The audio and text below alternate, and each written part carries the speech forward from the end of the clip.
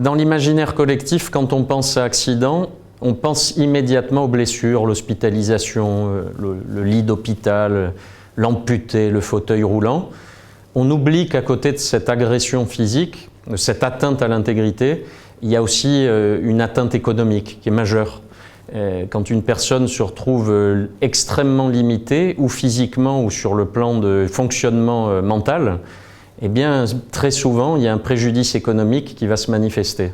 Et l'indemnisation de ce préjudice économique, il est majeur, il est très important de l'évaluer à sa juste mesure pour éviter que les gens se retrouvent dans une impasse à moyen ou long terme. En fait, il y a dans le terme générique de préjudice économique une diversité de situations. Il y a d'abord les jeunes, ceux qui ne sont pas insérés, même les très jeunes. Vous pouvez avoir un nouveau-né qui est le passager de ses parents et qui subit un préjudice majeur, une blessure du cerveau qui va l'empêcher à la fois de s'insérer dans un cursus scolaire ou universitaire et par définition ensuite dans une insertion professionnelle. Il y a l'étudiant aussi qui est à proximité d'une insertion professionnelle mais qui n'a pas d'activité rémunérée au moment où se situe l'accident. C'est un défi de faire reconnaître ce préjudice économique parce que très souvent l'assureur va dire « Ah ben c'est hypothétique, finalement on ne sait pas, peut-être que ce brillant étudiant serait devenu dépressif, peut-être que ce brillant étudiant n'aurait pas trouvé sa place dans le marché du travail ». Et il faut combattre ces éléments-là parce que très longtemps on disait « Ah ben au tenter de l'accident il n'y a pas d'insertion professionnelle donc il faut accorder un forfait ». Aujourd'hui, fort heureusement, par le combat d'avocats spécialisés, on utilise de vrais critères économiques objectifs, des bases de calcul de la perte de revenus, de la perte de chance de s'insérer, qui vont aboutir à une indemnisation conséquente de ce sacrifice, de cette perte de chance, cette promesse de carrière. Et puis il y a les gens insérés, mais là aussi il y a une pluralité de situations. Ça peut être quelqu'un qui est en début de carrière, qui est en fin de carrière, qui est au milieu d'une carrière, qui est en transition professionnelle, qui fait une formation pour se reconvertir, qui quitte le salariat pour créer son entreprise. Et là encore, il faut se battre, parce que sinon, l'assureur a une approche extrêmement limitative en disant « bon, ben, c'est le SMIC, le salaire minimum ». Et pourquoi se référer au salaire minimum alors que vous avez des perspectives très élevées de réinsertion, de revenus selon le secteur, selon l'entreprise dans laquelle vous vous trouvez. Donc ça, c'est le préjudice économique un peu objectif, à combattre, à défendre plutôt, et qui mérite d'utiliser des outils et des bases de calcul très précises et de sortir de cette logique de forfait. Et puis il y a aussi la capitalisation, parce que quand on est au début d'une carrière, ça va être le sacrifice de décennies de rémunération, de perte de rémunération pendant 10, 20, 30 ans. Et pour créer une équivalence, pour avoir immédiatement cette indemnisation, il faut utiliser ce qu'on appelle un barème de capitalisation. On ne va pas rentrer dans le détail technique, c'est un peu complexe, c'est assez fastidieux à entendre, mais il faut savoir quand même que les outils, il y en a qui sont adaptés, qui tiennent compte de l'espérance de vie, qui tiennent compte des taux d'intérêt sur les marchés du travail, qui tiennent compte de l'inflation plus ou moins grande, et puis il y a ceux qui sont extrêmement restrictifs. Et les assureurs utilisent des outils, proposent des outils de capitalisation qui sont moins efficaces, moins performants, moins généreux sur le plan indemnitaire que ceux qu'accordent les juges.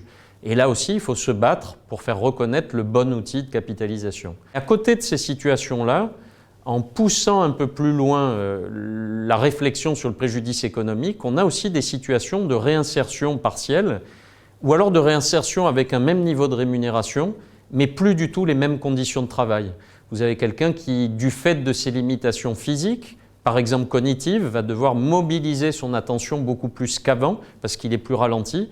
Et en fin de journée, la fatigue n'est pas la même que celle qu'il ressentait avant son accident.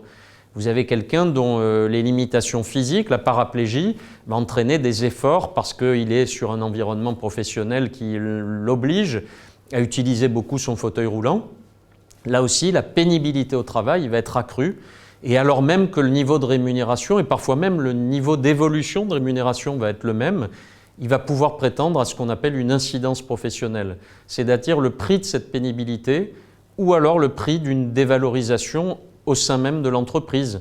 Le syndrome du placard.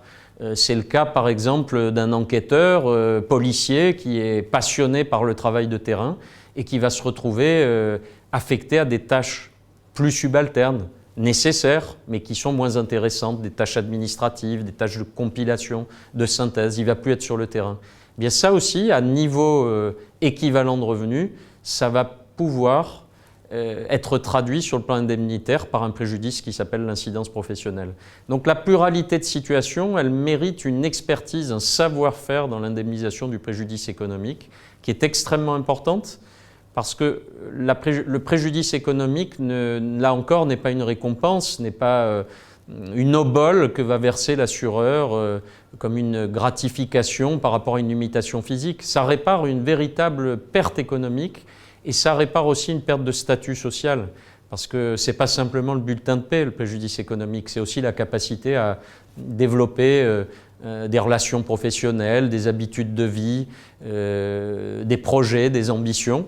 Et donc la réparation du préjudice économique a une portée à la fois de sécurité économique, financière pour l'avenir, mais aussi de réparation symbolique d'une dévalorisation professionnelle, mais aussi sociale. Il y a deux éléments de préjudice qui recouvrent ces situations très diverses. Il y a ce qu'on appelle les pertes de gains professionnels futures, et puis il y a ce qu'on appelle l'incidence professionnelle. Pour le premier, c'est l'indemnisation de cette perte de gains dans les différentes situations que j'ai évoquées. Est-ce qu'on est contraint d'alléger son temps de travail, d'être dans un temps partiel ? Bien, le différentiel mérite une indemnisation, ou le développement de sa carrière avec des postes de responsabilité qu'on aurait pu atteindre, eh bien, ça mérite aussi une indemnisation et ça va se calculer de manière très objective avec une base de calcul, pas forfaitisée. Il va falloir trouver des éléments concrets au sein de l'entreprise qui pouvaient être en développement, au sein d'un secteur d'activité qui est prometteur. Si vous êtes dans le numérique, si vous êtes dans l'événementiel, dans le médiatique, il y a des perspectives. Et puis, il y a aussi la déresponsabilisation. On va vous reprendre avec un niveau de rémunération identique, mais par contre pas avec le même niveau de responsabilité, ou pas avec un même intérêt. Donc cette indemnisation-là, elle a une quantification, et comme elle répare un préjudice qui en principe est échelonné dans le temps, si vous réparez le préjudice professionnel d'un étudiant qui va devenir par exemple complètement inapte à une activité rémunérée, vous allez réparer le sacrifice de 30 années de carrière professionnelle ou de 35 années de carrière professionnelle. Il va falloir capitaliser, il va falloir utiliser les bons outils de capitalisation. Et sans rentrer dans un détail parce que c'est extrêmement technique, il faut savoir que les assureurs proposent des outils de capitalisation par rapport à des outils utilisés par les juges qui sont extrêmement restrictifs, qui sont réducteurs et qui peuvent là aussi entraîner des sous-indemnisations qui peuvent réduire presque par moitié le niveau que les victimes auraient pu espérer. Donc, la réparation du préjudice économique, ce n'est pas simplement des chiffres qu'on plaque, ce n'est pas simplement le tenté de l'accident, ils doivent être appréhendés de manière globale sur une dynamique professionnelle ou une dynamique d'insertion. Et c'est très important parce qu'avec le poste tierce personne, c'est l'un des postes qui va sécuriser de manière optimale le devenir des blessés après cet événement, après cette rupture de trajectoire. Donc si vous indemnisez mal un préjudice économique, si vous le capitalisez mal, nécessairement la personne peut se retrouver dans une situation à la fois de limitation physique, sociale, mais aussi de grande précarité économique. À côté des réponses financières, les personnes qui sont en situation de handicap peuvent prétendre à des aides techniques. Et la révolution technologique de ces dernières années, notamment l'apport de l'intelligence artificielle, donne des possibilités quasi illimitées ou presque illimitées qui vont contribuer à accroître le confort de ces personnes. On pense à la domotique pour les gens en situation de tétraplégie, dans un domicile qui va pouvoir être beaucoup plus accessible, beaucoup plus sûr, beaucoup plus adapté, ou alors les prothèses. Et pour avoir les meilleurs outils, les meilleures aides techniques, il faut se battre parce qu'elles ont un coût considérable. Et c'est le prochain sujet de notre intervention.